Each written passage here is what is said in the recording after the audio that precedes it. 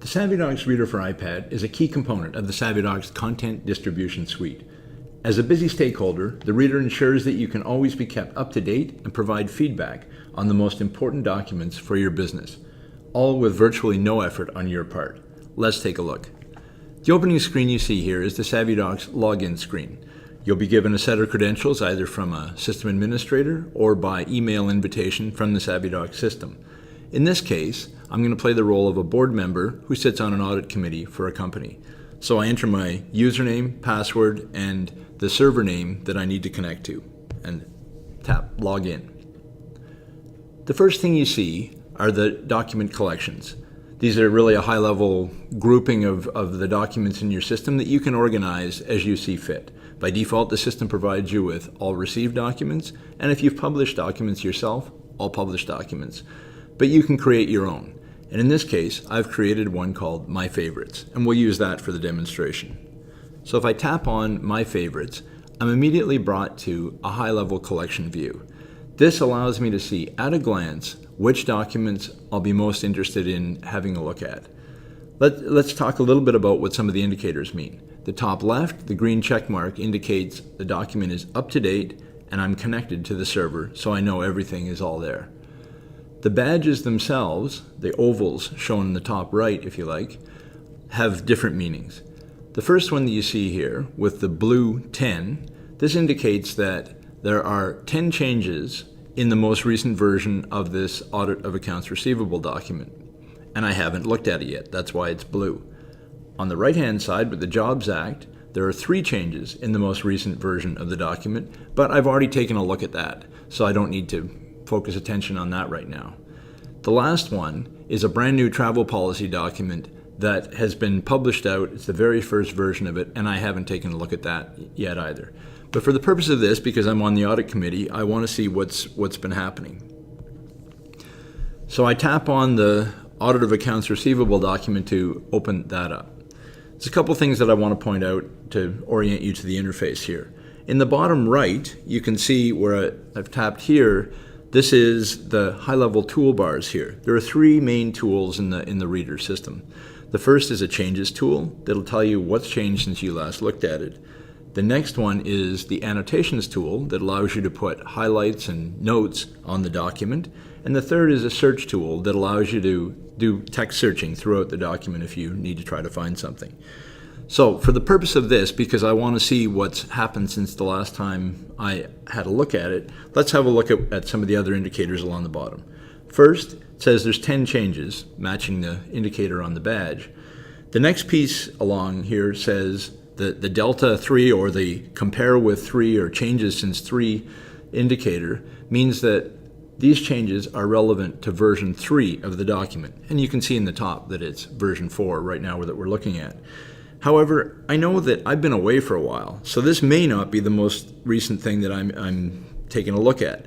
So if I tap on the Compare tool, I can have a look and I see that in fact, the coffee cup, which is really the last red indicator, says that I really haven't looked at this document since version 1. So I'm not really interested in what's happened in since version 3 or even version 2, because I'd have to read through 30 pages of those documents to figure that out. I just want to zero in on what's changed since I last looked at it. So I'm going to tap version 1 here.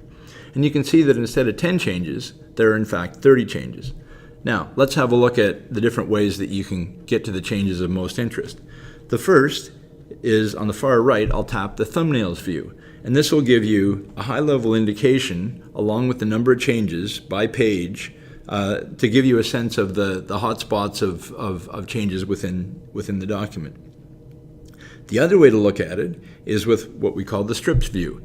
And this gives you a in-context, at a glance view of the changes. And what you'll see as we go here is that the light orange color is replaced or updated text. The red drop pin indicates deleted text. And then as we'll see further down into the document here, the green indicates brand new inserted text in the document. Now, as I scroll through this area, one of the areas I'm interested in is how write-offs have been handled. I've provided some comments before I left, and I want to see what's happened there. So if I tap on the strip that talks about that, you can see that it animates to that page.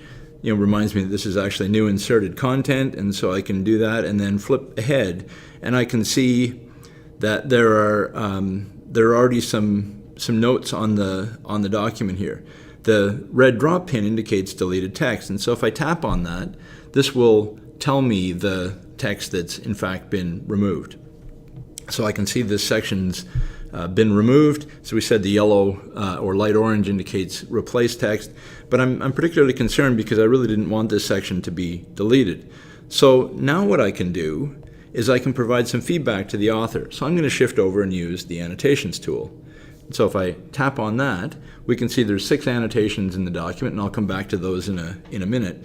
But what I really want to do is, in effect, if I do a long press here and say I want to add a note, and I really want it to kind of apply to this paragraph, and so I'll just tap the note button, and this says I need to restore the previous paragraph. And so I'll just leave it at that. And you can see at the bottom that notes by default are personal, they're just kept for me. Or I can, in this case, as I want to, share them with the author because I really feel strongly that that section needs to be restored. I could also have shared my comment with everybody that got this document if we were operating in a collaborative scenario. So that's it. I'm going to make that comment. I just quickly provide the feedback, and that's it.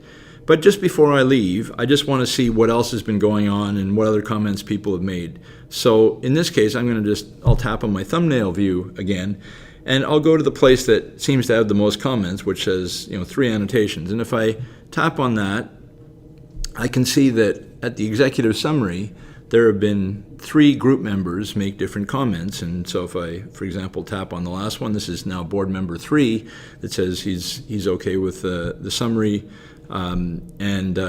This board member 2 says we need some data to support the statistics behind this.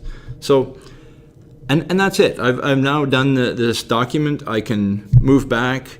It now shows that I've read that document and processed it, and I can move on, and perhaps I want to take a look at the travel policy. It's very simple to get to what you need to know, what's changed since the last time that you looked at it, and provide feedback in a very simple way that takes almost no effort. And this is all possible with the SavvyDox Reader for iPad. That reader is available in the Apple App Store, and it's available now. Give it a try.